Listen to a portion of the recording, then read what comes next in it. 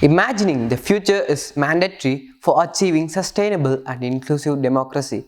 This is Shashwandth of Grade 9, today with you representing the younger generation who have millions of questions on what is democracy.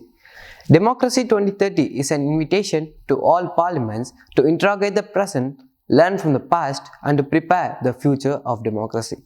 Apart from what is true democracy, the other key questions include: how will the institutions of democracy, that is, the parliament, political parties, elections, change between now and 2030?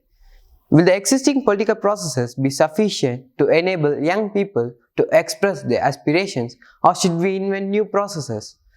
What new forms of collaborative, participative decision making will emerge in the digital era? How will parliaments connect the goals set out in the 2030 agenda for sustainable development with the concerns and hopes of the citizens? 2030, is it near or far? In some ways, 2030 is very near, only around 3 electoral cycles away in most countries. Arguably, politics in 2030 might still look very similar as of today. In other ways, it's a distant horizon. Many unforeseen events have taken place since 2000.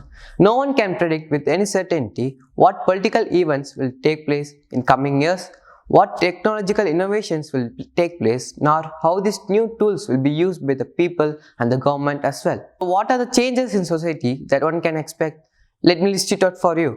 New technologies enhance the ability of parliament to more directly engage with the citizens, as long as the parliaments are prepared to listen as well as to speak. To be successful, the 2030 agenda for sustainable development requires engaged and committed parliaments in order to enable the governments to act while holding them accountable to their commitments.